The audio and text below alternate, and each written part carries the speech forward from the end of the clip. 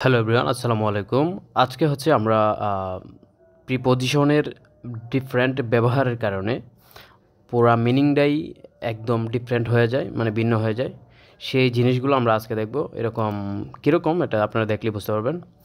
যেমন এখানে আছে ইন নো টাইম, আর এটা হচ্ছে এট নো টাইম।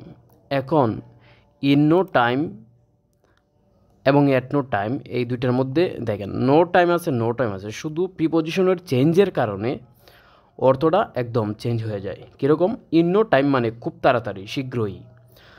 আর এট নো টাইম মানে কোনো সময়ই না, ঠিক আছে, মানে কখনোই না। তাহলে কীরকম ব্যবহার?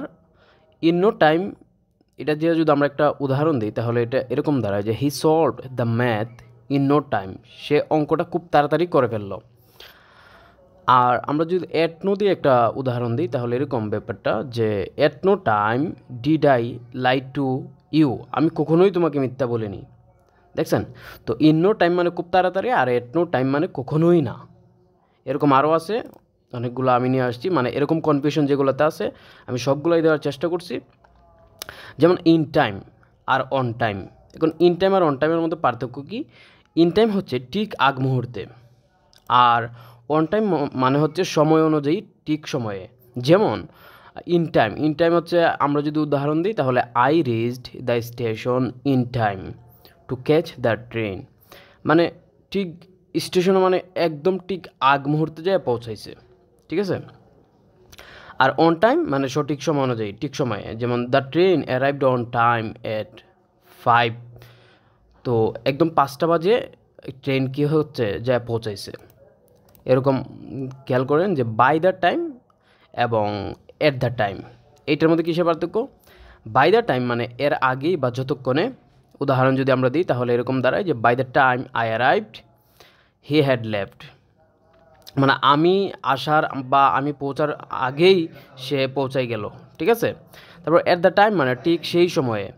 এট the time of the accident he was driving, ঠিক আছে। সো এই কী দাঁড়াইল অর্থটা? At the time of the accident he was driving, সে যখন ড্রাইভিং করতেছিল ঠিক সেই সময়ই অ্যাক্সিডেন্টটা হয়েছে। তারপর কী করেন যে for the time beings versus all the time. তো for the time beings versus all the time এটা কেমন? ফর দ্য টাইম বিংস মানে আপাতত, you can stay here for the time being, আপাতত তুমি এখানে থাকতে পারো। অল দ্য টাইম সবসময়। She talks on the phone all the time, সে সবসময় ফোনে কথা বলে। ব্যাপারগুলো খেয়াল করতেছেন? আপনারা চাইলে খাতায় নোট করে নিতে পারেন, তাহলে কিন্তু আপনাদের জন্য ভালো হয়।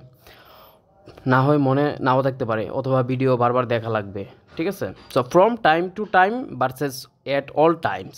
খেয়াল করেন, ফ্রম টাইম টু টাইম মানে মাঝে মাঝে, আর এট অল টাইমস মানে সব সময়, কখনো বন্ধ হয় না। তো ফ্রম টাইম টু টাইম দিয়ে আমরা যদি একটা এক্সাম্পল দিই তাহলে এরকম দাঁড়ায় যে he comes here from time to time, সে মাঝে মাঝেই এখানে আসে। At all times the hospital is open at all times, সবসময় হসপিটাল খোলা থাকে, কখনো বন্ধ হয় না। তো এই হচ্ছে ব্যাপার। তারপর খেয়াল করুন at first versus first of all, এই দুইটা জিনিসের মধ্যে পার্থক্য কী? এট ফার্স্ট মানে শুরুতে, ওকে। সো এট ফার্স্ট এটা আমার মনে হয় না এটা উদাহরণ দেওয়া লাগবে, আপনারা বুঝে গেছেন। আর ফার্স্ট অফ অল সর্বপ্রথম, এটাও আমার মনে হয় না উদাহরণ দেওয়া লাগবে, আপনারা এগুলো ব্যবহার করেন, সচরাচর জানেন। অ্যাট লাস্ট এবং অ্যাট দ্য লেটেস্ট, এই জিনিসটার মধ্যে কী পার্থক্য? অ্যাট লাস্ট মানে সব শেষমেশ, অ্যাট লাস্ট হি অ্যারাইভড, সর্বশেষে সে কি পৌঁছাইলো, আচ্ছা, মানে শেষমেশ সে পৌঁছাইলো। তারপর অ্যাট দ্য লেটেস্ট সর্বোচ্চ সময়সীমা আর কি। Submit the form by Monday at the latest. তারপর আসুন অ্যাট প্রেজেন্ট এবং ইন দ্য প্রেজেন্টের মধ্যে কী পার্থক্য? অ্যাট প্রেজেন্ট মানে এখন, আমরা যদি এক্সাম্পল দিই তাহলে এরকম at present she is studying abroad, এখন সে কোথায় পড়াশোনা করে? বিদেশে। ইন দ্য প্রেজেন্ট মানে বর্তমান কালের মধ্যে।